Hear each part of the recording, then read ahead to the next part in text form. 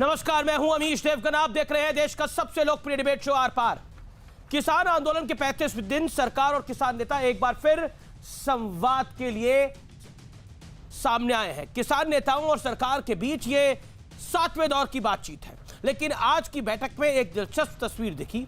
किसानों के लिए लंगर से खाना आया तो प्लेट उठाकर केंद्रीय मंत्री नरेंद्र सिंह तोमर और वाणिज्य और रेलवे मंत्री पीयूष गोयल भी कतार में लग गए। लाइन पे लग के उन्होंने भी खाना खाया। किसान नेताओं और मंत्रियों के साथ में उन्होंने लंच किया, लेकिन इस बैठक से पहले रक्षा मंत्री राजनाथ सिंह ने एक इंटरव्यू दिया जिसमें उन्होंने सीधा संदेश दिया कि सरकार किसानों के साथ खड़ी है, आखिरी दम तक खड़ी रहेगी। अगर किसी मुद्दे पर विवाद है तो सरकार संशोधन के लिए बिल्कुल तैयार है। यानी संदेश साफ था कि कानून वापस तो नहीं होगा, लेकिन सेटलमेंट हो सकती है। राहुल गांधी पर सीधा प्रहार करते हुए रक्षा मंत्री ने कहा, मैं किसान का बेटा हूं, इसलिए खेती के बारे में राहुल गांधी से बहुत ज्यादा जानता हूं। लेकिन देश के लिए सबसे बड़ा सवाल यही है कि क्या अब आंदोलन का अंत हो जाएगा? क्या इस साल का विवाद इसी साल निपट जाएगा? यही है आज की सबसे बड़ी बहस का मुद्दा, 2020 में आंदोलन का अंत। क्योंकि देश यही देखना चाहता है कि 2021 की शुरुआत शानदार हो और जानदार हो, जिसमें किसान भी खुश हो, देशवासी भी खुश हो।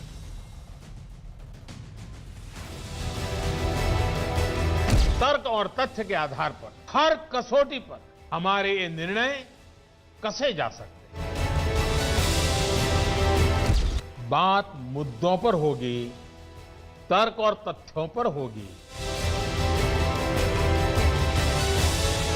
किसी के बहकावे में ना आए, किसी के झूठ को न स्वीकारें। किसान आंदोलन के 35वें दिन किसान नेता और सरकार फिर एक बार बातचीत की टेबल पर आए। बातचीत का प्रस्ताव सरकार की तरफ से भेजा गया था, जिसे किसानों ने स्वीकार किया। 40 अलग अलग किसान संगठनों के नेता बातचीत के लिए आगे आए। किसानों के लिए लंगर से खाना आया तो प्लेट उठाकर मंत्री नरेंद्र सिंह तोमर और पीयूष गोयल भी कतार में लग गए। किसान नेताओं और मंत्रियों का लंच साथ में हुआ। हम तो कह रहे हैं अपने कदम तो पीछे हम हटा लेंगे, सरकार तो वहां के वही कदम रख रही। सरकार का तो अंगद का पैर होगा। हालांकि बातचीत से ठीक पहले रक्षा मंत्री राजनाथ ने किसानों के साथ खड़े होने का भरोसा दिया। प्रधानमंत्री मोदी के लिए अपशब्दों पर नाराजगी जताई और साथ ही साथ विपक्ष को आईना भी दिखा दिया। हम चाहते हैं कि समस्या का समाधान निकले। हमारा तो अपने किसान भाइयों को एक सुझाव होगा कि हर एक्ट के हर क्लाज पर तार्किक एक बहस होनी चाहिए, और जहां पर यह लगेगा कि यह किसानों के हितों के प्रतिकूल है, उसके खिलाफ है, तो जो भी आवश्यक होगा हमारी सरकार करेगी। मैं यकीन दिलाना चाहता हूं। प्रधानमंत्री के बारे में जिस तरीके की नारेबाजी की जा रही है, मर जा, ये नारेबाजी होगी। मैं समझता हूँ ऐसे जो नारे लगाता है उसको मैं किसान नहीं मानता। राहुल जी आयु में तो मुझसे छोटे हैं, लेकिन कृषि के बारे में उनसे मैं ज्यादा जानता हूँ, क्योंकि किसान माँ की कोख से ही पैदा हुआ हूँ। किसान नेताओं के साथ बैठक के बीच ही कृषि मंत्री नरेंद्र सिंह तोमर ने ट्वीट किया, किसानों के संग मोदी सरकार हरदम। लेकिन बड़ा सवाल यह है कि आखिर कृषि कानून को लेकर इतना भ्रम कैसे फैल गया, और क्यों सरकार की तमाम कोशिशों के बावजूद किसानों को भड़काने वाले अपने मकसद में कामयाब हो गए। आज इसी पर होगी देश की सबसे बड़ी बहस, 2020 में आंदोलन का अंत। और इस समय की बड़ी खबर यही है कि किसान सरकार की बैठक इस समय जारी है। करीब 5 घंटे से यह बैठक जारी है। सरकार अपने रुख पर कायम है। आज मंत्रियों ने किसानों के साथ लंगर को छका। कृषि सुधार वापस नहीं होंगे। एमएसपी लिखित देने को तैयार है सरकार। ऐसी भी जानकारी मिल रही है कि एमएसपी के बारे में लिखित आश्वासन देने को सरकार तैयार हो गई है, और सरकार हर हाल में चाहती है कि अब आंदोलन ये समाप्त होना चाहिए, क्योंकि जो भी डिमांडें थी वास्तविक किसानों की वो मान ली गई हैं। और कहीं ना कहीं ये जो कैंसिल कराने की बात है कि कानून वापस लिए जाए, वो नहीं होने जा रहा। ये नरेंद्र मोदी भी साफ कर चुके हैं, अमित शाह भी साफ कर चुके हैं, राजनाथ सिंह भी साफ कर चुके हैं, पीयूष गोयल और नरेंद्र सिंह तोमर भी बिल्कुल स्पष्ट कह चुके हैं कि कानून वापस होने नहीं जा रहा। आप देखिए, जैसे सीए के टाइम था कि काफी हंगामा मचा, लेकिन कानून वापस नहीं हुआ। 3 तलाक के टाइम था, कानून वापस नहीं हुआ। 370 पर तो पूरा एक तंत्र लगा, चाइना से लेकर पाकिस्तान तक लगे, लेकिन कानून वापस नहीं हुआ। तो एमएसपी पे भी, यानी कुल मिलाकर ये जो कृषि सुधार कानून है, ये देश के भले के लिए है। ये कानून वापस नहीं होगा और अराजकता भी नहीं चलेगी। मेरे साथ सुधांशु त्रिवेदी हैं, बीजेपी के सांसद, लोकप्रिय प्रवक्ता। मेरे साथ प्रोफेसर संगीत रागी हैं, संघ के जानकार, जाने माने राजनीतिक विश्लेषक। मेरे साथ सुनील चोपड़ा हैं, वरिष्ठ नेता, सीपीएम के। अखिलेश प्रताप सिंह हैं, वरिष्ठ नेता, कांग्रेस पार्टी के प्रवक्ता भी हैं। आप तमाम लोगों का अभिनंदन है। अखिलेश जी, इस समय की जो बड़ी खबर है वो यही है कि सरकार ने मन बना लिया कि कानून तो वापस नहीं होगा, लेकिन एमएसपी पे वो लिखित आश्वासन देने को तैयार है और सरकार कह रही है कि हम चाहते हैं कि अब आंदोलन यहां पर समाप्त हो जाए, किसानों की बातें मान ली गई हैं।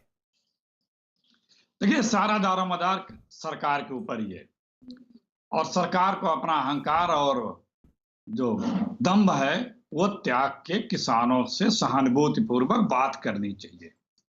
और ये जो वर्ड यूज किए जाते हैं ना, जो पहले से धारणा बना रखे हैं, वो धारणा त्यागनी होगी। अभी मैं सुन रहा था आपके पहले जो प्रोमो आपका दूसरे एंकर रिपोर्ट कर रहे थे, स्टोरी जो थी, उसमें बार बार कहा था, मोदी जी भी कहते हैं, बीजेपी के लोग कहते हैं, आप लोग भी कहते हैं कि सवाल ये है कि किसानों में भ्रम कैसे हो गया।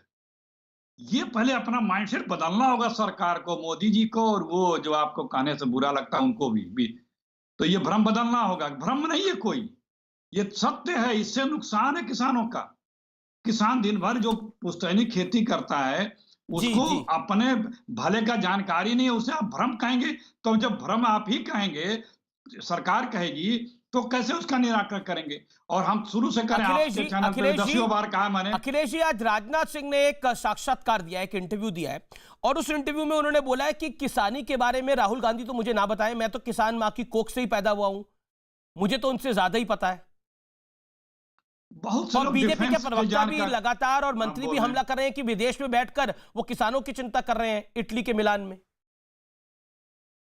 आप अपना कैंपेन कर लें तो मैं बोलूं। मैं सवाल पूछ रहा हूं, आपको कैंपेन लगता है? नहीं, मैं जैसे बोल रहा था, आप नाराज हो जाते हैं इसी बात के ऊपर। इटली के मिलान में तो है राहुल गांधी, कहीं और थोड़ी है। अगर हरिद्वार में होते मैं हरिद्वार का नाम लेता, जहां है राहुल गांधी वहीं का नाम लूंगा ना।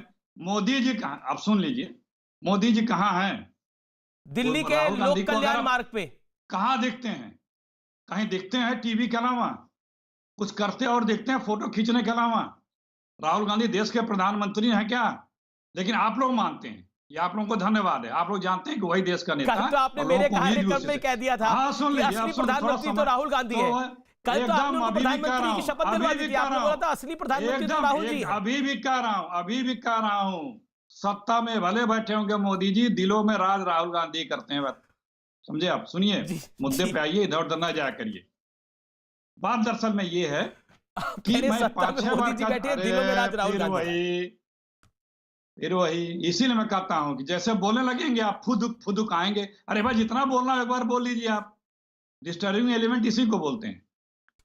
देखिए, बात दरअसल में ये है कि हम 5-6 बार आपके साथ बहस कर चुके हैं पिछले 30-35 दिनों में, और ये कहा जा चुका है कि बहुत से मुद्दों पे सरकार भी मानती है कि हाँ, ये परिवर्तन होना चाहिए। और पर वो सरकार ने किसान नेताओं को लिखित में भी दिया कि हाँ, हम इस पे बदलने को तैयार हैं।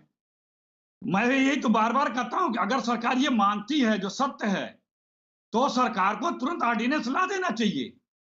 ऑर्डिनेंस ला के, कैबिनेट डिसीजन करके ऑर्डिनेंस ला करके किसानों में एक भरोसा जगाना चाहिए। ये सरकार अभी तक क्यों नहीं की, आश्चर्यचकित लगता है।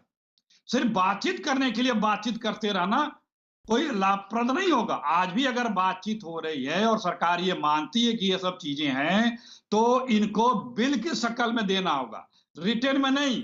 कारोबारियों के लिए तो हर चीज पॉइंट वाइज बिल में, और किसानों के लिए जुबानी ये नहीं चलेगा, क्योंकि कानून के अदालत में जुबानी या आश्वासन नहीं चलता। ये बताइए, आपको एक्ट में लाना पड़ेगा। नहीं, मेरे पास जो जानकारी है, मैंने तो वो जानकारी दी, एमएसपी के बारे में लिखित देने को तैयार है सरकार। अब नहीं तो लिखित क्यों देने को तैयार है भाई? अमेंडमेंट कर दे, अध्यादेश ला दे, लिखित क्या लीगल है। मैं सुधांशु त्रिवेदी का रुख करता हूं, बीजेपी सांसद का रुख करता हूं। पास करके ऑर्डिनेंस ला दे, तो किसानों में एक भरोसा जगेगा। अखिलेश जी, आपने अपनी बात को रखा। सुधांशु त्रिवेदी, आज राजनाथ सिंह ने राहुल गांधी के लिए बोला कि वो मुझे किसानी के बारे में ना समझाए, मैं किसान मां की कोख से ही पैदा हुआ हूं। अभी कुछ देर पहले अखिलेश जी ने बोला, और ये लगातार कल से बोल रहे हैं, कल आपके सहयोगी डॉक्टर पात्रा थे हमारे साथ, आज अखिलेश जी कह रहे हैं, आज फिर कह रहे हैं कि राहुल गांधी असली प्रधानमंत्री। आज तो इन्होंने लाइन को और आगे बढ़ा दिया, आज कहा गया कि दिलों में राज तो राहुल गांधी करते हैं लेकिन सत्ता में नरेंद्र मोदी हैं। देखिए, जो अभी कहा अखिलेश जी ने, अरे मैं तो ईमानदारी से कहूंगा, दिल की और जनता के दिल में तो छोड़िए, कांग्रेसियों के दिल में क्या राहुल गांधी राज करते हैं? अगर आप कांग्रेस के अंतःपुर से निकले पत्रों की अंतर्गाथाओं के ऊपर थोड़ी अंतर्दृष्टि डाल लेते अखिलेश जी, तो दूध का दूध पानी का पानी हो जाता। खैर, आज विषय राहुल गांधी नहीं है, क्योंकि वो वीर तुम डटे रहो, वीर तुम बढ़े चलो कहते हुए उड़ के मिलान चले गए हैं। आज का विषय है किसान के ऊपर। देखिए, मैं किसान के बारे में ये कहना चाहता हूं, जो अखिलेश जी ने कहा उन्हीं को याद दिलाता हूं। आपकी पार्टी 2013 में फूड सिक्योरिटी बिल लाई थी। क्या कहा था? देश के 2/3 लोग ऐसे हैं जिनके पास 2 जून की रोटी नहीं है। इसलिए जब हम विचार करेंगे किसानों के बारे में, तो यह ईश्वर की कृपा है, अनुकंपा है कि वह किसान जो इतने सक्षम, संपन्न और समृद्ध हैं कि 6 महीने का राशन लेके आए हैं, हम उनके बारे में भी ईमानदारी से विचार करेंगे तो उस किसान के बारे में भी जिसको बकौल आपकी सरकार 2 जून की रोटी 2/3 किसानों को नहीं मिलती है, जिसका पेट और पीठ मिलकर एक हो जाती है, जो छत्तीसगढ़ में, झारखंड में, तेलंगाना में, विदर्भ महाराष्ट्र में, कर्नाटक में, छत्तीसगढ़, मध्य प्रदेश, जहां कर्नाटक मध्य प्रदेश छोड़कर संयोग से अन्य सब जगह विपक्ष की सरकारें हैं, जहां किसान के सर्वाधिक आत्महत्या करने का आंकड़े, उन पर भी थोड़ा गंभीरता से विचार करिए। 7 महीने हो गए हैं इसको लागू किए हुए, वहां के किसानों को लाभ हो रहा है, वहां के किसानों को कोई आंदोलन क्यों नहीं दिखाई पड़ रहा है? क्यों नहीं ऐसा समझ में आ रहा? अरे भाई सोचिए, जिसके पास 1 एकड़ नहीं, अभी जिस महाराष्ट्र के किसान की बात थी, जहां विपक्ष की सरकार है, वहां के किसान ने क्या कहा, मेरे पास 4 एकड़ जमीन है। सुधांशु त्रिवेदी, देखिए अब इस आंदोलन ने थोड़ा उग्र रूप ले लिया, या फिर कहीं आंदोलन ने नहीं, इस आंदोलन की आड़ में कुछ लोगों ने उग्र रूप ले लिया है। पंजाब में जिस तरह से घटना हुई, कितने सारे टावर तोड़े गए।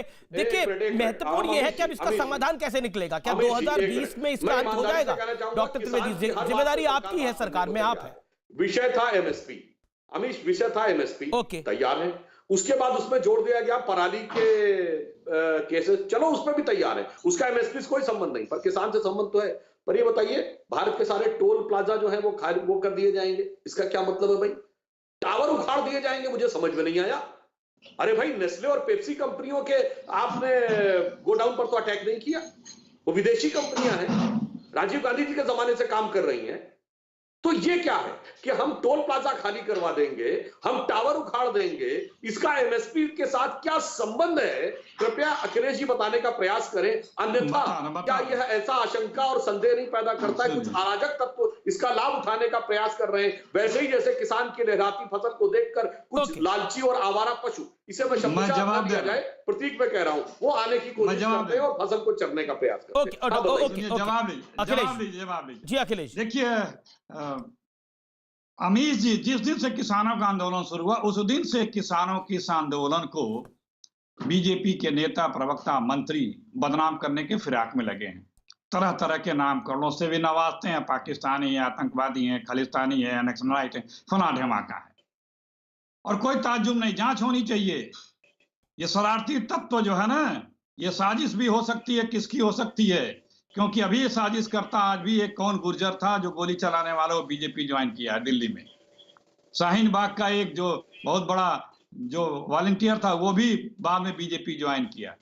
तो ये साजिश हो सकती है किसानों को बदनाम करने के लिए, कौन कर रहा है ये देखने समझने की बात है। मैं कल भी कहा था, फिर आज कह रहा हूं, इस देश के जितने भी कारोबारी हैं उनको भी इस देश की जरूरत है, वो भी हमारे लिए उतने ही आदरणीय पूज्य हैं, लेकिन उन सबको ये समझना होगा कि ग्रामीण क्षेत्र ही ये मार्केट है जो जिससे उनको भी सबसे अर्निंग होती है, और ये सेक्टर अगर मजबूत नहीं रहेगा, टूटेगा, तो देश की इकोनॉमी टूटेगी। जब दुनिया की इकोनॉमी डूब रही थी तो ग्रामीण क्षेत्र के हिंदुस्तान की इकोनॉमी को बनाए रखा था और यहाँ के बिजनेसमैन की आय को बनाए रखा था। तो ये जो सेठ लोग हैं ना, जो सेठ लोग हैं, अडानी जी, मोदी, अंबानी जी, इन लोगों किसानों के पक्ष में खुलेआम समर्थन की बात करनी चाहिए आज, मतलब ये तो आप, ये तो कमाल हो गया। ये तो आप धमका रहे हैं कि आप बोल रहे हैं कि इनको अगर ये सड़क पर नहीं उतरेंगे तो फिर तोड़फोड़ होगी। ये कौन कहा भाई? आप यही तो कहने का तात्पर्य है कि इनको इनका समर्थन करना पड़ेगा, इनको सड़क पर उतरना पड़ेगा। आपने यही बोला ना कि इन लोगों को सड़क पे उतरना पड़ेगा, नहीं तो वो अपना अंजाम देख ले। फिर यही बात है, यही बात नहीं है, यही बात बोली है आपने। यही आपके दिल में जो बात, मेरे दिल में नहीं है, आपके जो दिल पर है वो जुबान पे आ गया। जो आप करवाना चाहते हैं अराजकता, वो आपकी जुबान पे आ गई। चलो रिवाइंड करके देख लो। रिवाइंड नहीं, मैं रिवाइंड फॉरवर्ड पॉज करके सब देख लूंगा। जो आपने बोला वो बदलेगा नहीं अखिलेश, बोलता हूँ कि वो बदलेगा नहीं अखिलेश जो ना, ये मोदी जी और गोदी जी भी जो ना, आपको मुझे तो समझ में नहीं आता, आपको मोदी से इतना क्यों प्यार है और गोदी से किसकी प्यार है? जिसकी गोदी से प्यार है उसकी गोदी में बैठ जाइए आप लोग। बस जिसकी गोदी में प्यार है आपको उसकी गोदी में बैठ जाइए, नहीं तो उन पत्रकारों को गोद ले लीजिए जो आपकी बात सुन करते हो। जिम्मेदारी आपको निष्पक्ष पत्रकारिता पसंद ही नहीं आती। आपको इमरजेंसी का दौर चाहिए, आपको इमरजेंसी का दौर चाहिए जब कसीदे पड़े जाए। आप भी नहीं शुरू करा ना ये फिर दोबारा। अखिलेश जी आपको मैं आपकी बात रखने के लिए पूरा मंच दे रहा हूं, लेकिन आपकी तकलीफ मोदी गोदी मोदी गोदी मोदी गोदी। आप कन्वेंसिंग कर लें, आप अपनी कन्वेंसिंग कर लें, फिर मैं आपकी कन्वेंसिंग तो काम कर नहीं रही है, कई चुनाव तो नहीं जीत रहे हैं। कन्वेंसिंग तो आपकी काम नहीं कर रही है। यूपी में करी होगी आपने भी कन्वेंसिंग इस बारी जो बाई इलेक्शन था, क्या नतीजा रहा आपका? आप कन्वेंसिंग कर रहे हैं।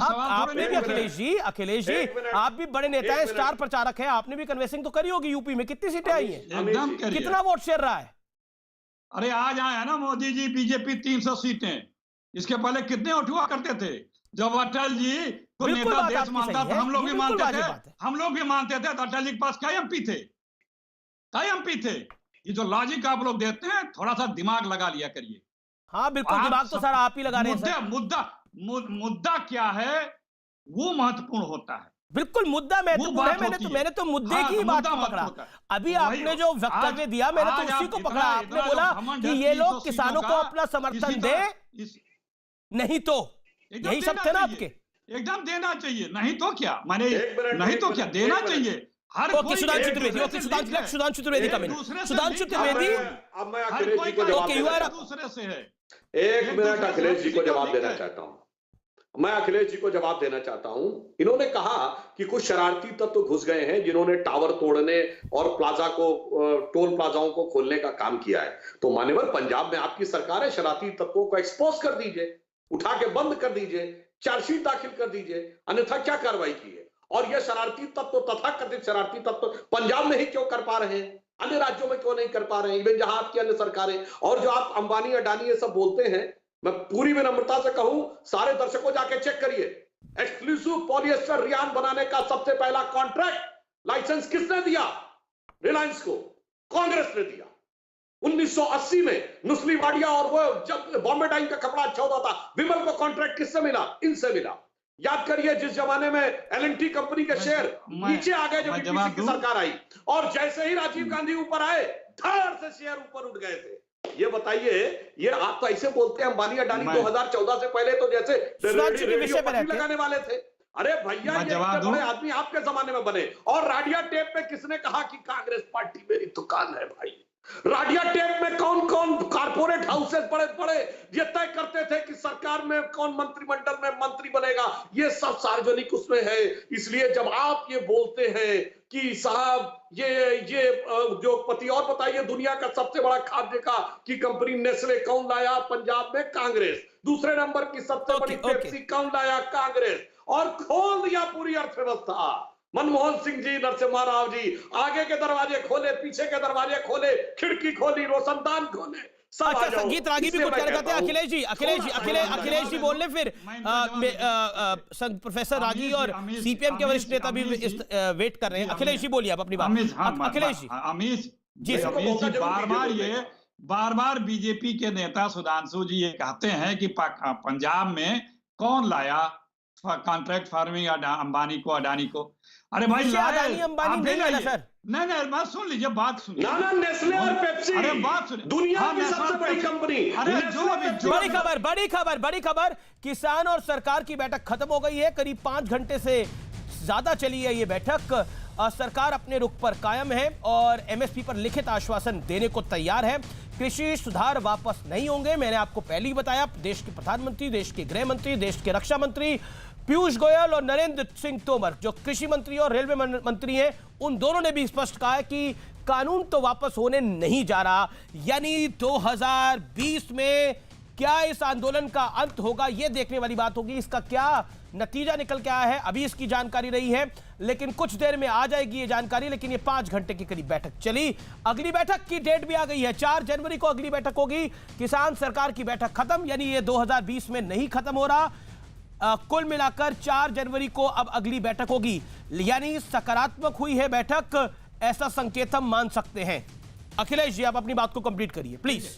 देखिए, जो बार बार ये कहते हैं कि उद्योगपतियों को कृषि क्षेत्र में पंजाब में बुलाया, यहाँ बुलाया, वहां बुलाया, बुलाना चाहिए, बुलाया, आगे आप भी बुलाइए, सबको बुलाना चाहिए। लेकिन किसी किसान को आपत्ति नहीं हुई थी, किसान सड़क पे नहीं आया था, किसानों को उनसे लाभ हुआ था। आप भी बुलाइए, लेकिन लाभ किसानों को मिले, ठीक है, लाभ कारोबारियों को ना मिले। एमएसपी लागू कर देने से कारोबारी तो नुकसान करने के लिए काम करे, ऐसा भी नहीं होता ना अखिलेश जी। दोनों, वही तो मैं कह रहा हूं, दोनों को लाभ मिले। ठीक है, आपने अच्छा पॉइंट रखा अखिलेश जी, अब आपने अच्छा पॉइंट रखा। अब मुझे प्रोफेसर रागी के पास जाने दीजिए, और सीपीएम के नेता साहब भी वेट कर रहे हैं। He is in waiting line from last 18 minutes.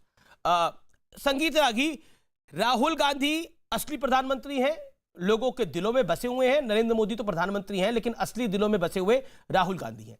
लेकिन उसके साथ साथ कृषि कानूनों को लेकर जो कुछ हो रहा है, सड़क पर भी और आंदोलन में भी और डिबेट में भी आपने देखा, क्या आपको लगता है कि मोदी सरकार की ये बड़ी नाकामी है?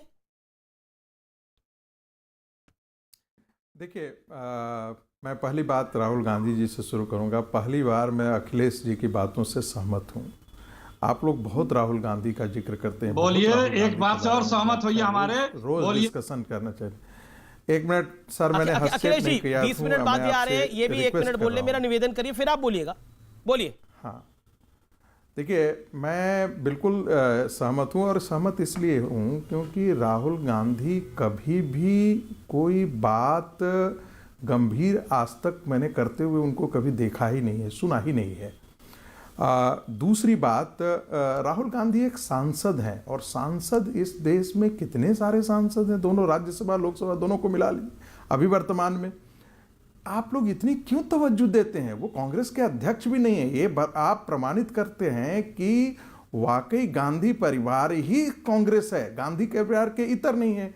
और जब परिवार की पार्टी होती है तो न लोग, उसके मानने वाले लोग न लोकतंत्र में विश्वास रखते हैं, वो परिवार के प्रति अपनी प्रतिबद्धता जाहिर करते हैं। तो कांग्रेस के प्रवक्ता यदि परिवार के प्रति प्रतिबद्धता जाहिर करके ये बताते हैं कि उनका राज है, हमारे दिलों में राज है, तो वो गलत बेचारे क्या कर रहे हैं? वो सही कर रहे हैं। रही बात किसान आंदोलन की, देखिए, राहुल गांधी का आप जरा भाषण सुनिए क्या कहते हैं, जो सुधांशु जी ने रेखांकित किया, जय जवान जय किसान, बढ़े चलो वीर तुम बढ़े चलो। उन्होंने कहा किसान आंदोलन नहीं वापस होगा, जैसे लग रहा हो वही चला रहे हो। देखिए, क्यों किसान, यदि यह किसानों का आंदोलन, मैं आपको रोकना चाहूंगा। कृषि मंत्री नरेंद्र सिंह तोमर बैठक के बाद बयान दे रहे हैं, पीयूष गोयल भी उनके साथ में, आइए सुनते हैं क्या बोल रहे हैं नरेंद्र सिंह तोमर। रेल मंत्री माननीय पीयूष गोयल जी, हमारे राज्य मंत्री माननीय सोम प्रकाश जी और विभागों के सचिवगण किसान यूनियन के नेताओं के साथ वार्तालाप के लिए इस बैठक में सम्मिलित हुए। आज की बैठक पूर्व की तरह बहुत अच्छे वातावरण में, सौहार्दपूर्ण वातावरण में संपन्न हुई। और आज की बैठक में किसान यूनियन के नेताओं ने जो 4 विषय चर्चा के लिए रखे थे, उनमें 2 विषयों पर आपसी रजामंदी सरकार और यूनियन के बीच में हो गई है। पहला, जो एनवायरनमेंट से संबंधित ऑर्डिनेंस है, उसमें फराली और किसान सम्मिलित हैं। उनकी शंका थी कि किसान को इसमें नहीं होना चाहिए। सरकार ने कहा है कि हम आपकी चिंता से वाकिफ़ हैं और इस मामले में दोनों पक्षों में रजामंदी हो गई है। दूसरा, इलेक्ट्रिसिटी एक्ट जो अभी आया नहीं है, लेकिन उन सबको लगता है कि अगर इलेक्ट्रिसिटी में ये रिफॉर्म आएगा तो इससे किसानों को नुकसान होगा। किसानों की सिंचाई के लिए जो विद्युत की सब्सिडी दी जाती है वो राज्य जिस प्रकार से पहले से देते रहे हैं वैसी ही चलनी चाहिए, ऐसी यूनियंस की मांग थी। उस मांग पर भी यूनियन और सरकार के बीच में रजामंदी हो गई है। एजेंडे में 4 पॉइंट थे, 4 में से 2 यानी 50% रजामंदी आज की बैठक में हो गई है और ये बहुत ही सुखद वातावरण में संपन्न हुई और इससे दोनों पक्ष में एक अच्छे प्रकार के माहौल का निर्माण हुआ। 3 कानून, जिनमें 2 नए कानून हैं, 1 संशोधन है, इनको रिपील करने की बात यूनियंस करती रही हैं और हम लोगों ने अपने तर्कों से उनको यह बताने की कोशिश की कि किसान की कठिनाई कहाँ है और जहाँ कठिनाई है वहाँ खुले मन से सरकार विचार करने को तैयार है। इसी प्रकार से एमएसपी के विषय में भी सरकार पहले ही तो अच्छे माहौल में बातचीत हुई। 4 में से 2 मांगे लगभग मान ली गई हैं। अनुराग भदौरिया भी समाजवादी पार्टी के जुड़ गए हैं। मैं सबसे पहले सुनील चोपड़ा साहब आपके पास आता हूं। अच्छे माहौल में बातचीत हुई है किसान यूनियन के साथ में। कृषि मंत्री का बयान आ रहा है, उन्होंने बोला 4 में से 2 मांगे हमने मान ली हैं और 2 मांगों पर विचार कर रहे हैं और खुले मन से विचार कर रहे हैं हम। क्या आपको लगता है कि अब यहां से आंदोलन का अंत होगा? 4 जनवरी को अगली बैठक है। मैं तो कहता हूं बहुत खुशी की बात है कि हमारे देश की सरकार को समझ आ गई है कि किसान इस देश की रीढ़ की हड्डी है। अगर आप किसान को बर्बाद करेंगे तो ये देश टूट जाएगा। तो हमारा ये कहना है कि कम से कम ये तो हुआ 35 टूट जाएगा बाद। दूसरी, क्यों नहीं, किसान जो है देश टूट जाएगा, देश की रीढ़ की हड्डी है। ये क्यों बोला आपने देश टूट जाएगा? किसान रीढ़ की हड्डी है, उनकी बातों को मानना चाहिए। अगर किसी की नावाजिब बात मांग को नहीं मानेंगे तो देश टूट जाएगा। इतना बड़ा बयान दे दिया आपने।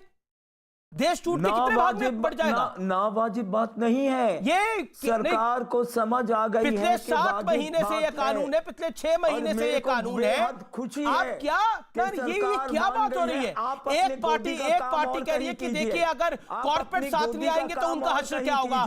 आप कह रहे हैं कि अगर बात नहीं मानेंगे तो देश टूट जाएगा।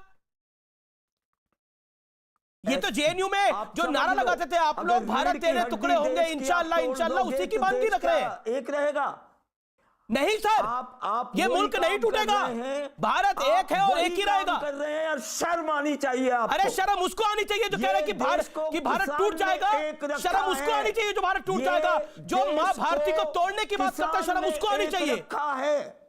ये देश को किसान ने एक रखा है, आप तो तोड़ ही रहे। इस देश के हर जनमानुस ने एक रखा है। किसान, जवान, विज्ञान, अभी आपने बकवास उद्योगपति, उद्योग, इन सब ने एक रखा हुआ है। नहीं की थी। देखिए मैं आपकी भाषा के स्तर पे नहीं उतर सकता। आप बड़े बुजुर्ग हैं, आप किस भी शब्दावली का इस्तेमाल कर सकते हैं, लेकिन मैं आपकी भाषा पे नहीं उतर सकता। लेकिन मेरी घोर आपत्ति है, आपने बोला ये देश टूट जाएगा, ये देश टूट जाएगा। इससे मतलब क्या है? आप लोग किस एजेंडे पे हैं? चाइना के एजेंडे पे काम कर रहे हैं, पाकिस्तान के एजेंडे पे काम कर रहे हैं, किसके एजेंडे पे काम कर रहे हैं आप लोग? आपने उछाला है मामले को, आपने बोला है। पाकिस्तान का काम अमीश देवगन ने नहीं बोला, अखिलेश प्रताप सिंह ने नहीं बोला, आपने बोला है। मिलकर काम कर रहे हैं। अनुराग भदौरिया भी है। इस और पैनल आप में एक भूल आदमी गए इस बात का विरोध करेगा, भारत कपिल टूट जाएगा। गुर्जर का नाम भी लिया गया है।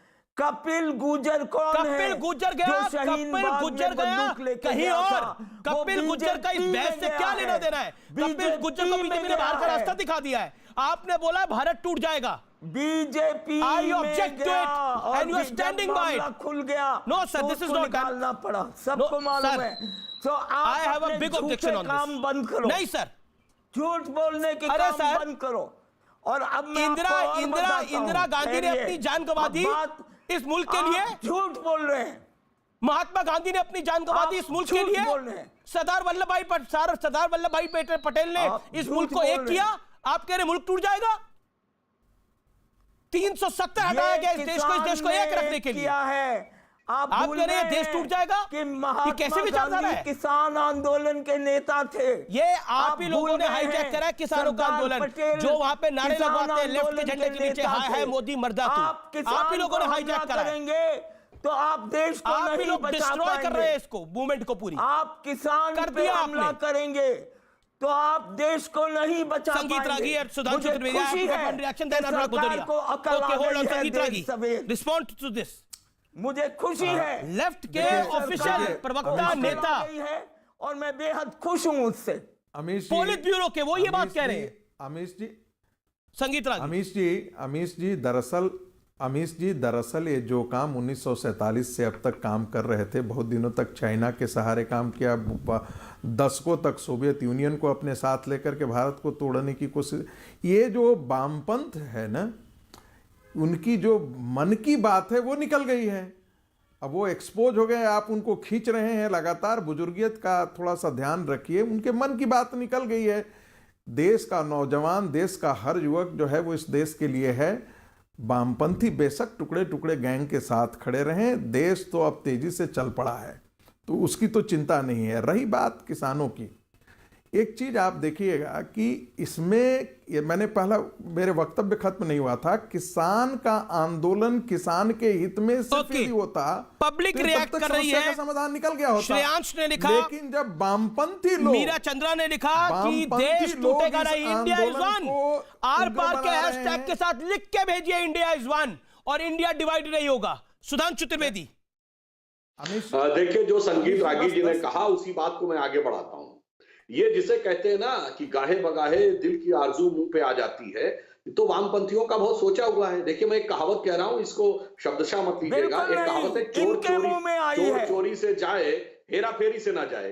तो कहीं ना कहीं, अरे आप में तो संख्या तक है। वामपंथियों की तो फिलॉसफी है कि इस देश में 22 टुकड़े होने चाहिए, 22 की संख्या है। तो आपके दिल में कभी ना कभी उभर के आई जाती है, क्या करें? किसान का मुद्दा हो, सीए का मुद्दा हो, फलाना मुद्दा हो, दिमाग का मुद्दा हो। वो जो संगीत रागी जी ने कहा, सन 47 से एजेंडा लेके चल रहे हैं कि देश को 22 टुकड़ों में काटना है। तो किसी ने सुनील चोपड़ा कुछ बोल रहे हैं, सुनील चोपड़ा को ऑडियो खोलिए, कुछ बोल रहे हैं वो। और मजेदार बात यह है कि देश को तोड़ते आज तोड़ते कभी आपको टूट के किसी लायक हाथ नहीं रहे। जोड़ के किसान से मिलना पड़ा। आज आपको हाथ जोड़ के किसान से मिलना के बारे में पड़ा। बोल रहे हैं। सुनिए, लेफ्ट पार्टी वाले किसान के बारे में बोल रहे हैं। चिल्लाने से कुछ नहीं होगा, झूठ बोलने से कुछ नहीं होगा, अपनी राज्य सरकार में पुलिस के द्वारा नहीं, अपनी पार्टी के कैडर के द्वारा, हथियारबंद कैडर के द्वारा किसी औद्योगिक घराने के पक्ष में जाकर जमीन खाली करवाई है, गोलियां चलवाई है। तो वो है कम्युनिस्ट पार्टी, जिसने पश्चिम बंगाल में सितूर और नंदीग्राम में 2007 में ये किया। और ये आरोप ममता बनर्जी का है। एमपी हमको नहीं, ममता दीदी को जाके जवाब दीजिएगा। केस फेस कर रही हैं। आप अच्छा, ये बताइए, भोपाल की पूरा बंगाल और यूएपीए केस चोपड़ा एक सेकंड, सुधांशु चोपड़ा जी वरिष्ठ है उनकी। चोपड़ा जी, क्या आपके मुंह से ये गलती से निकल गया था कि भारत के टुकड़े हो जाएंगे? मैंने नहीं कहा भारत आपने के टुकड़े कहा होंगे। ये बात। आप कहां से कह रहे हैं? मैंने कहा है, अगर रीढ़ की हड्डी टूटती है देश की, तो देश टूटता है, तो आदमी पंगु हो जाता है। और मेरे को खुशी है। अच्छा, आप मुझे बताइए, पिछले 20 साल में आपकी सियासत कितनी टूट गई है? बंगाल में आप कहां चले गए पता नहीं, त्रिपुरा में आपकी सरकार साफ हो गई। जो एक जलवे जलाल था आपका 2004 के अंदर, जब आपकी 60 सीटें आई थी, वहां से आज आप कहां आ गए? यही टुकड़े टुकड़े की बात करके 2015-16 में आपने कन्हैया कुमार के थ्रू सबसे बड़ा प्लान खेला, भारत तेरे टुकड़े होंगे इंशाल्लाह।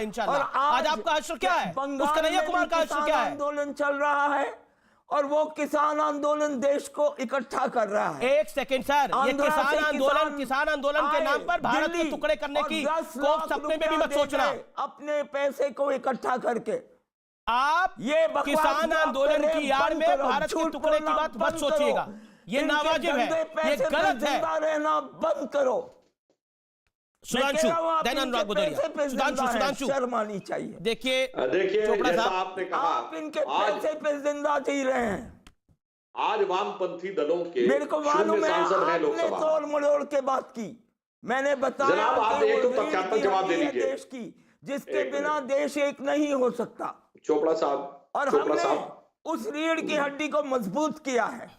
हाँ चलिए, इसी से पता लगता है, इसी से पता लगता है कि लेफ्ट की लोकप्रियता कितनी है। इतनी लोकप्रियता है, जरा आप ट्विटर की फीड उड़ा के देखिए। पब्लिक कह रही है कि भारत एक है और एक रहेगा, ना टूटेगा ना झुकेगा, और किसान का सम्मान करेगा। लेकिन उसकी आड़ में जो भारत के टुकड़े करने की बात करते हैं, भारत टूटने की बात करते हैं, उनकी सियासत टूट चुकी है, उनकी सियासत की रीढ़ की हड्डी टूट चुकी है। आपकी सियासत टूट रही है, तोड़ मरोड़ के कुछ नहीं कह सकते तुम। चलिए, अब कौन टूट रहा है, कौन मुड़ रहा है, ये तो चुनावों में पता लग ही जाता है। ओके सर, आपने बात। अनुराग भदौरिया, चुनाव में एक second, Chopra ji non stop नहीं हो सकता ना आपका। कश्मीर में हारे हो, अच्छा ठीक है, कूड़ा कबाड़ खरीद के अरे भाई साहब डाल रहे हो। सर चोपड़ा जी शांत, आप बंगाल में जितने भी लोगों आवाज को इनकी अप डाउन करिए। भ्रष्ट का था, ओके, आवाज अप डाउन, बीजेपी में ले आए हो। आवाज अप डाउन करिए। हो गया, आपको मालूम है आपकी बात हो गई, है? आपकी बात सुन ली चोपड़ा जी। बाकी मेहमान भी है ना, अनुराग भदौरिया भी इंतजार कर रहे हैं काफी देर से। एक सेकेंड सुधांशु, मैं आपके पास आता हूं। अनुराग भदौरिया, क्या आपको लगता है जो लेफ्ट के नेता ने बात की वो वाजिब है? देखिए, वो चूंकि बुजुर्ग आदमी है, वो रीढ़ की हड्डी की बात कर रहे थे। वो बोलते बोलते उनके शब्दों में नहीं जाना चाहिए। वो बार बार रिपीट भी कर रहे हैं कि मैं रीढ़ की हड्डी की बात कर रहा था, क्योंकि किसान रीढ़ की हड्डी है। किसान की रीढ़ की हड्डी टूटेगी तो टूटेगा, इस तरह की बात कर रहे थे। लेकिन जाहिर सी बात है, कोई भी नहीं चाहेगा देश टूटे, और हमें पूरा विश्वास है कि इस देश का हर व्यक्ति हिंदुस्तानी और हिंदुस्तान को प्यार करता है, एक रहने की बात करता है। चलिए, आप कानून पर आते हैं। पिछले 6 महीने से ये कानून लागू है, इस कानून से किसको कितनी समस्या हो रही है, जरा समझाइए जरा। देखिए, समस्या ही समस्या है। सही बात तो ये है कि देखिए, अच्छी तरह से बहुत देखो, आप बिहार में तो एमएसपी इन्होंने रखी नहीं है, तो क्या किसान वहाँ अमीर हो गया? क्या किसानों का पैसा आ गया? एक उदाहरण दीजिए कि किसी किसान की जमीन चली गई हो इस कानून के बाद, कोई उदाहरण दीजिए।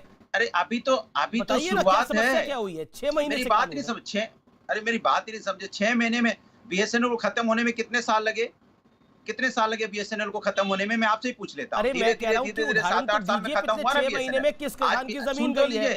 अरे तो 6 महीने में नहीं, 6 साल में चली जाएगी। जैसे बीएसएनएल खत्म हो गया, 6 महीने में बीएसएनएल का कुछ नहीं हुआ था, साल भर तक कुछ नहीं हुआ। धीरे धीरे आज की डेट में बीएसएनएल के पास 4G का लाइसेंस भी नहीं है, 3G है उनके पास। इसके लिए बीएसएनएल का बहाना चाहिए। किसान की बात कर रहा हूं, मैं बीएसएनएल की बात नहीं कर रहा, मैं किसान की बात कर रहा हूं। सुन तो लीजिए, इसी तरह मंडी खत्म हो जाएगी कुछ दिन बाद, उसके बाद किसानों 6 महीने में कौन सी मंडी खत्म हुई है बताइए ना। सुन तो लीजिए, मैं अपनी बात तो सुन लूं, मैं अपनी बात कह लूं, उस पे आप अपनी बात तो सुनिएगा कार्यक्रम के बाद, अभी आप कहिए अपनी बात। सुन तो लीजिए, किसान की बात कर रहा हूं मैं, तो अपनी भारतीय जनता पार्टी के प्रवक्ता से कहूंगा कि जब भी आप किसी डिबेट में जाए तो कम से कम 42 से ज्यादा किसानों की मौतें हुई है, उनके पहले थोड़ी संवेदनाएं दे दिया करें।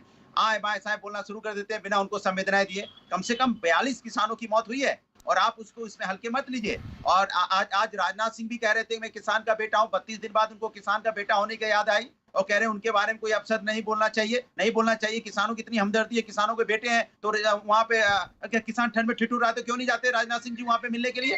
क्यों नहीं वहां उनके साथ जाके बैठते? किसान के बेटे हैं तो किसानों का सम्मान कीजिए, कि खाली बोलने के लिए है, टीवी पे बोल दिया हम किसान के बेटे, बस बात खत्म हो गई। अरे उसको दिखाइए भी तो, उसका तड़प पता भी तो चलनी चाहिए। 2 रात रुकिए तो सही किसानों के साथ, तब तक पता चलेगा ना किसान के बेटे हैं। माने कमाल की बात भारतीय जनता पार्टी के नेताओं को है, कोई संवेदनाएं नहीं बची है किसानों के लिए। ये किसान जो देश का सम्मान स्वाभिमान है, जो उन्होंने बोला रीढ़ की हड्डी है, और किसान हमारा अन्नदाता है, जिसके बारे में आप बार बार बुला के मीटिंग करते हो। एक बार जाके खुद ही मीटिंग कर लो। मुझे पूरा विश्वास 4 तारीख को आपने राजनाथ सिंह पर तो हमला कर दिया कि वो किसान के बेटे हैं, पास जाके मीटिंग करेंगे। ठीक है, एक सेकंड हुआ। अब अनुराग जी, आप तो रेलगाड़ी चला देते हैं, रुकना भी पड़ता है ना, रुकना भी तो पड़ता है। मैं कह रहा हूँ आपकी ट्रेन तो इतनी तेज चलती है कि एक मिनट सुन तो लीजिए। शताब्दी बस 5 राजधानी सेकंड को में भी कह रहा हूं, बीट कर 4 दे। तारीख को जो 4 जनवरी को मीटिंग बुलाई है, मुझे पूरा यकीन है इस बार किसान ना आके शायद मंत्री लोग चले जाएं किसानों से मिलने के लिए कि चलिए आपके यहाँ क्या खाना लॉजिक खाएंगे, आप आपकी दे रहे मीटिंग हैं? करेंगे। ओके, मैंने आपसे पूछा था 6 महीने का कोई एग्जांपल बताइए, वो आपने नहीं बताया। सुधांशु, अरे 6 महीने नहीं, साल भर में हो जाएगा, अभी तो शुरुआत है अच्छा, सर, ठीक है। शुरुआत है। ये बताइए, अभी धान 1700 रुपए का 1000 रुपए में बिका है, अच्छा, 1100 रुपए बिका है। अनुराग जी, अनुराग जी, 1700 रुपए अब आपने इतना कुछ बोला, अब आपने 2.5-3 मिनट बोला। अनुराग जी, अनुराग जी, अनुराग जी, हुआ धान सस्ते में बिका बोला है, आपने। एमएसपी में भी नहीं रुकना बिका। भी पड़ता है, मंडी में कोई डिबेट आया है नहीं, ये, मंडी में ऑफिस प्रेस वार्ता नहीं है। एफसीआई आई नहीं, कोई बैठा नहीं, तो बेचारे कन्नौज का लाइन मंच लगा नहीं के है। उनको बिचौलिया खरीद के चले गए उनका। अच्छा सर, ये अब मैनपुरी कन्नौज का मंच तो है नहीं कि आप बोलते रहेंगे, दूसरे मैनपुरी सुनते रहेंगे। कन्नौज की बात नहीं कर रहा हूँ, मैं हर जगह की बात कर रहा हूँ। अच्छा, ठीक है, मैं अब बिहार हुआ। में- अच्छा चलिए आपने गिन अपनी लीजिए। बात को महाराष्ट्र में रखा। क्या बिक गया? महाराष्ट्र में बिका, मैं पूछ रहा हूँ, महाराष्ट्र में बिका, राजस्थान में बिका, मक्का बिकी, मैं पूछ रहा हूँ, बता दे मुझे। 1800 के रेट में 1100 रुपए में बिकी, 1200 रुपए में बिकी। सर, बिहार में मुझे बिकी। अब मैं बिहार की बात कर लीजिए। अनुराग जी, बात उत्तर मैं प्रदेश बिल्कुल की नहीं हो बिहार रही, में देश तो की मंडी हो रही काफी है। समय से नहीं है, पर फिर भी आपकी नहीं है ना, जानकारी के लिए तो मैं इसी बता तरह- देता हूँ, हाँ, तो इसी केरल तरह में भी की- तो एपीएमसी वहाँ की का किसान मंडी कितना- कई वर्षों से यानी नहीं है। किसान आपकी की जानकारी कितनी के लिए मैं इनकम बता दुगनी देता हूँ। होगी वहाँ पे बिहार अब में। हुआ अनुराग जी, मुझे ऑडियो डाउन करना पड़ेगा, माफी के साथ। बोलिए सुधांशु। देखिए, किसानों की किसी भी कारणवश मृत्यु हो तो यह दुख का कारक है, मगर अनुराग जी, आपको पता है पिछले 30 वर्षों में 3 लाख से अधिक किसानों ने आत्महत्या की है। हाँ, किसी परिस्थिति तो वजह सरकार उनकी किसकी डेथ है? नहीं हुई है। कहाँ की है? सबसे सरकार ज्यादा किसकी कहाँ है? की है? तो बताइए, आपकी राज्य जिम्मेदारी बताइए। नहीं बनती क्या? नहीं, आप अरे बताइए, आप इस पे बताइए आपको घमंड किस राज्य में हो रहा है सबसे क्या? ज्यादा किया है? सरकार तो नाम भारतीय जनता बताइए। पार्टी की है ना। नहीं, तो नाम आप अफसोस बताइए। जाहिर कीजिए कि हमारी सरकार नाम ने बताइए, किसान किस राज्य में आत्महत्या सबसे कर ज्यादा रहा है। हुई है? अफसोस जाहिर कीजिए और किस राज्य में शर्माइए, सबसे थोड़ा ज्यादा सा हुई है? आंख नीचे करके बात करिए पता ही कि नहीं होगा, किसान हमारी बस आत्महत्या चिल्लाने कर के रहे लिए हैं। चले सर आते झुकाइए हैं। शर्म से, इसको प्राउडली बोल रहे हैं। कमाल की बात है, बधाई हो आपको, ताली से मैं बधाई करना चाहता हूँ। लीजिए, खड़े होके हम आपको बधाई दे रहे हैं, लीजिए खड़े हो गए। क्या आप बड़े प्राउड से कह रहे हैं कि किसानों ने आत्महत्या की? अरे सर, सरकार आपकी है और आप अरे कह रहे हो किसानों ने बकवास न आत्महत्या की, घमंड की करिए, बात है क्या बताइए ये? किन राज्य में किसान ने सबसे ज्यादा आत्महत्या की है? बताइए। खड़े होने से काम नहीं चलेगा, यार जवाब देना अरे पड़ेगा। खड़े होके ये किन डिबेट राज्यों है। में की? देखिए, मैं यहाँ आपसे नाटक पूछना से चाहता काम हूँ। नहीं चलेगा। अरे पूरा अनुराग जी, देश किसका है? बोलिए, देश में किस सरकार राज्य किसकी में है? सर्वाधिक आप कहते हैं किसानों ने महाराष्ट्र आत्महत्या बोलोगे, की है? आप जवाब महाराष्ट्र दीजिए, बोलोगे। हमें जवाब पूछना दीजिए, उसको बाएं दाएं मत भागिए, बाएं दाएं मत भागिए। किन राज्यों में सबसे ज्यादा आत्महत्या हुई है? देश में सरकार किसकी उन है? राज्यों में आंदोलन चल रहा है क्या? भारतीय जनता पार्टी अनुराग। आप भूल रहे हैं। देश में सरकार क्या आपकी, तरीका आप है, भूल रहे अमीर हैं। जी? आपकी जिम्मेदारी अमीर जी, क्या तरीका है? अनुराग नॉट फेयर। अनुराग, आप उनको 20 सेकंड नहीं बोलने दे रहे। अनुराग, मुझे ऑडियो डाउन करना पड़ेगा। बोलिए सुधांशु, बोलिए आप। नहीं गिनाएंगे, केरला चले जाएंगे, कमाल की बात है। अरे केरल भी भारत में ही है ना, केरल भारत से बाहर है क्या? तो इनसे हाँ, तो इनको याद दिलाओ। एक second sir, Anurag please hold on. बोलिए सुधांशु। हाँ, मैं बोलता हूं। देखिए, किसानों की सर्वाधिक आत्महत्या कहां होती है? बाकायदा आंकड़ा है, कोई जाके चेक कर सकता। सर्वाधिक महाराष्ट्र, उसके बाद तेलंगाना, उसके बाद आंध्र, उसके बाद कर्नाटक, उसके बाद मध्य प्रदेश, उसके बाद छत्तीसगढ़। यहां सबसे बुरी स्थिति में है किसान। और विगत 3 दशकों में 3 लाख किसानों ने आत्महत्या की है। उन किसानों का दर्द क्यों नहीं दिखाई पड़ता भाई? अनुराग जी जब बोलते, अरे इनकी पार्टी के नेता तो धरती पुत्र थे, वो भी किसान नेता थे, सैकड़ों करोड़ की संपत्ति के मालिक हो गए। इनकी पार्टी के प्रथम परिवार का एक सदस्य बताइए जिसके पास करोड़ों की संपत्ति ना हो, और सब किसान थे। तो भाई वो किसान अलग है। एक किसान वो भी है जो ब्रिटेन में बड़ी बड़ी कंपनियों में जो डायरेक्टर बने हुए हैं, वाड्रा जी, वो भी एक किसान है। तो किसान के नाम का कैसा उपयोग किया जा रहा है, यह देखिए। किसान इस देश की रीढ़ है। यहां पर मैं मानता हूं जो कुछ कहा सुनील चोपड़ा जी ने, मगर उसी को पंचर करने का प्रयास जो किया जा रहा है वह सर्वथा अनुचित है। क्योंकि मैं फिर विनम्रता से कहता हूं कि ये बताइए, जब सरकार खुले मन से हर चीज पे बात करने को तैयार है, आप कह रहे हैं हम रिटर्न गारंटी नहीं मानेंगे, हमें तो कानून चाहिए। मैं अमीश जी पूछता हूं, जो हम लोग पैसा यूज करते हैं, रुपया नोट, 100 रुपए का नोट किसी को देते हैं, उसे क्या लिखा रहता है? रिटर्न गारंटी तो लिखी रहती है कि गवर्नर आरबीआई, यह मैं वचन देता हूं धारक को कि 100 रुपए दे रहा हूं। वो पार्लियामेंट से पारित इनेक्टेड तो नहीं है। जो आप चेक बैंक पे डिपॉजिट करते हैं वो भी क्या है? गारंटी तो है ना कि ये पैसा दिया जा रहा है। इसलिए व्यर्थ के विवाद खड़े करना और केवल समस्या क्रिएट करने के लिए खड़े करना, और अनुराग जी जैसी पार्टी के लोग, अब बताइए इनके जमाने में कृषि विकास दर क्या थी? 3%। बुंदेलखंड विकास निधि का पैसा नहीं खर्च कर पाए क्योंकि विभागों में आपस में बंदरबाट नहीं हो पा रही। मध्य प्रदेश को मिला, सारा खर्च कर दिया। उत्तर प्रदेश को मिला, खर्च ही नहीं हो पाया। अनुराग बोलिए, आप 10 सेकंड बोलिए, 20 सेकंड बोलिए। मैं इनसे पूछना चाहता हूं सुधांशु जी से, हमारे बड़े अच्छे मित्र हैं। आप प्रधानमंत्री जी के गांव का नाम पता है आपको? आपको आदरणीय अमित शाह जी जो हमारे गृह मंत्री, उनके गांव का नाम पता है? चलिए उनका छोड़िए, चलिए आप बता दीजिए, आपके राष्ट्रीय अध्यक्ष नड्डा जी उनके गांव का मालूम है आपको? गांव का नाम बताइए। नहीं, हमारी पार्टी में अपने गांव के लिए सब कुछ नहीं किया जाता है। क्यों नहीं पता? अरे भैया, हमारे अपनी पार्टी में, हमारी पार्टी में अपने गांव में स्टेडियम, सैफई का नाम उन्होंने ऊंचा किया है, इसलिए सैफई को आप जानते हो। आप नहीं जानते अपने गांव का नाम, आप नहीं जानते अपने गांव का नाम, आप नहीं जानते नड्डा जी के गांव का नाम। हमारे गांव में 24 घंटे बिजली और पूरा उत्तर प्रदेश अंधेरे में, इसलिए मैं कह रहा हूँ सैफई का ये नाम अपना पराया कहीं तो भेद है। गांव में रहते हैं, इसलिए सैफई को आप जानते हैं प्रभु, इसलिए सैफई को आप जानते हैं। पूरा देश सैफई को जानता है क्योंकि सैफई ये गांव है, और गांव में आज उनके चाचा ताऊ सारे खेती करते हैं। गांव में आज भी आदरणीय नेताजी रहते हैं, हमारे राष्ट्रीय अखिलेश यादव जी रहते हैं, इसलिए आप सैफई को जानते हैं। इसलिए हमसे बात करते हैं गांव के बारे में। आप गांव का नाम नहीं जानते अपने नेताओं का, तो इसका मतलब उन्होंने गांव के बारे में किया नहीं। कितने लोग जानते हैं राजनाथ सिंह का गांव का नाम क्या है? उत्तर प्रदेश के गांवों में आपने बताया स्टेडियम, बताइए, जवाब दीजिए, जवाब दीजिए। सिर्फ एक ही गांव है आपके लिए, वो मुख्यमंत्री उत्तर प्रदेश के थे, सैफई के थे, कि सिर्फ अपने गांव में सब कुछ होना चाहिए। हजार करोड़ का इन्वेस्टमेंट अपने गांव में, यही है अपना पराया। मैं, मेरा बेटा, मेरा भाई, मेरा भतीजा, मेरी बहू, मेरा गांव, यही तो किया। सैफई जंगल में होता था और पूरा उत्तर प्रदेश अंधेरे में रहता है। मेरा भाई, मेरा भतीजा है। पंकज सिंह क्या है? क्या लगते हैं रिश्ते में? अरे पंकज सिंह क्या है रिश्ते में? अरे होली नहीं है भाई, अनुराग भदौरिया, होली का कार्यक्रम नहीं है अनुराग भदौरिया, ये होली का कार्यक्रम नहीं है अनुराग भदौरिया, ये होली का कार्यक्रम नहीं है। भदौरिया जी का कुछ संतुलन बिगड़ गया। क्या कर रहे थे आप अभी कार्यक्रम के अंदर? कभी खड़े हो रहे हैं, भारतीय जनता पार्टी, कभी नृत्य कर रहे हैं। कौन है ज्योतिरादित्य सिंधिया? कौन है जिसको लाए हो आप अपने यहाँ? आज लेकिन चलिए, साल के अंत में, साल का अंत है, मुझे लगता है कि अखिलेश जी भी थोड़ा मुस्कुरा दिए, सुधांशु जी भी थोड़ा मुस्कुरा दिए, अखिलेश जी भी थोड़ा मुस्कुरा दिए परफॉर्मेंस देख के अनुराग भाई की, और संगीत रागी को भी मुस्कुराना आ गया। चलिए, साल का अंत होने जा रहा है 2020, ह्यूमैनिटी के लिए बड़ा टफ ईयर रहा है, इसमें कोई दो राय नहीं है, लेकिन अनुराग भदौरिया ने थोड़ा माहौल को लाइट करने की जरूर कोशिश करी है। इसको तो देखकर आप भी खुश होंगे संगीत रागी और अखिलेश जी। एक एक रिएक्शन आपका भी ले लेता हूं मैं इस पे। प्लेयर ऐसे हो, नहीं, देखिए अमीश जी, मैं खुश इसलिए होता हूं कि कई बार मैं देखता हूं कि कुछ प्लेयर ऐसे होते हैं जो सेल्फ गोल करते हैं। अनुराग भदौरिया हमेशा सेल्फ बेचारे गोल कर लेते हैं। मुझे तो ये सेल्फ गोल नहीं लगता, मुझे तो लगता है कि वो इतने टेंशन के माहौल में क्या क्या होता था। मैचों में चीयर लीडर्स भी होते हैं, कुछ चीयर लीडर्स भी होते हैं भाई, जीते पाते चीयर लीडर होते हैं। अरे हम तो हिंदुस्तानी हैं, प्यार मोहब्बत से जीते हैं। आपकी तरह भारतीय जनता पार्टी। अनुराग भदौरिया 10 सेकंड, 2 सेकंड, अनुराग भदौरिया रिलायंस फ्रेश को जब संगीत रागी आपने अपनी बात को रखा, मुझे ब्रेक के लिए रुकना पड़ेगा। अखिलेश जी, उससे 5 सेकंड में आप अपना रिएक्शन दे दीजिए जरा। बुरा मत मानिएगा, लेकिन आप अभी कह रहे हैं कि हंसी आ गई, मजाक आ गया, सब लोग थोड़ा लाइट मूड में आ गए। जैसी एंकरिंग होती है वैसी ही बहस होती है। अगर एंकर गंभीरता से बहस कराएगा तो बहस गंभीरता की होगी, और एंकर यदि आए बाएं सा ईरान तुरान करेगा तो बहस वैसी होती रहेगी। इसलिए अन्यथा मत लीजिएगा, सच्चाई बड़ी कड़वी। हाँ, सच्चाई बिल्कुल आप कह रहे हैं, एंकर सबकी जुबानें जाके कंट्रोल करे। कोई कुछ बोल रहा है तो उसको क्यों रोके। नहीं कंट्रोल करते हैं? एंकर का ये काम है। आप ही तो चलिए, कंट्रोल कर रहे हैं, बीच में डिस्टर्ब कर रहे हैं। आप हमारे साथ जुड़े रहिए, मैं ब्रेक के लिए रुक रहा हूँ, ब्रेक के बाद वापस आता हूँ, फिर आपका और ज्ञान सुनेंगे। अखिलेश जी, ब्रेक ले रहा हूँ।